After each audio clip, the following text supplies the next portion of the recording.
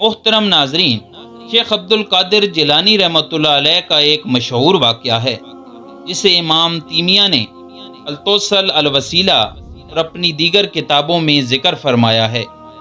کہتے ہیں کہ ایک مرتبہ حضرت شیخ عبد القادر جیلانی رحمۃ اللہ علیہ اپنی عبادت میں مصروف تھے کہ ایک نورانی روشنی ظاہر ہوئی اور اس میں سے آواز آئی، اے عبد القادر، میں تمہارا رب ہوں، جو چیزیں دوسروں پر حرام ہیں میں نے تمہارے لیے حلال کرتا ہوں۔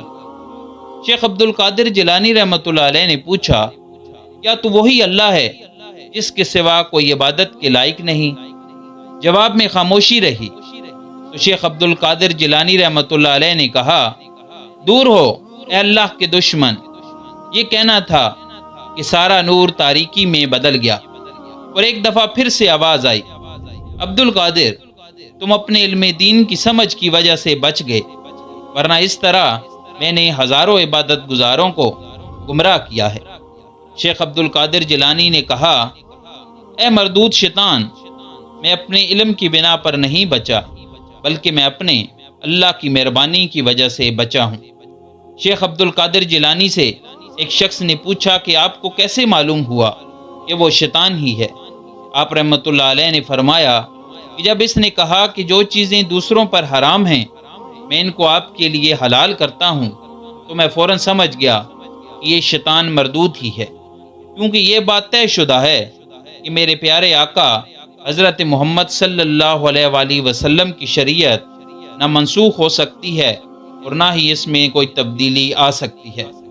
شریعت میں جو چیز حرام کر دی گئی ہے وہ حرام ہی ہے، اور جو چیز حلال کر دی گئی ہے وہ حلال ہے، اس میں کسی قسم کی رد و بدل نہیں ہو سکتی۔ نیز میں نے اس سے پوچھا، کیا تو وہی اللہ ہے جس کے سوا کوئی عبادت کے لائق نہیں؟ تو وہ کوئی جواب نہیں دے سکا، کیونکہ شیطان اللہ ہونے کا دعویٰ تو کر سکتا ہے، لیکن یہ دعویٰ وہ ہرگز نہیں کر سکتا کہ وہ وہی اللہ ہے جس کے سوا کوئی عبادت کے لائق نہیں۔ محترم ناظرین، اس واقعے سے یہ سبق بھی ملتا ہے کہ انسان اپنے علم کی وجہ سے اللہ کے نزدیک کبھی نہیں ہو سکتا، کیونکہ علم تو شیطان کے پاس بھی بہت تھا۔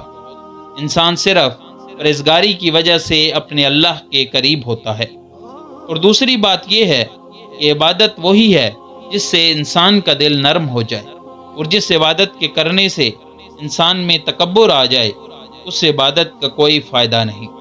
رسول اللہ صلی اللہ علیہ وآلہ وسلم نے فرمایا کہ اللہ کے نزدیک وہی سب سے بہتر ہے جو تقوی میں سب سے بہتر ہے۔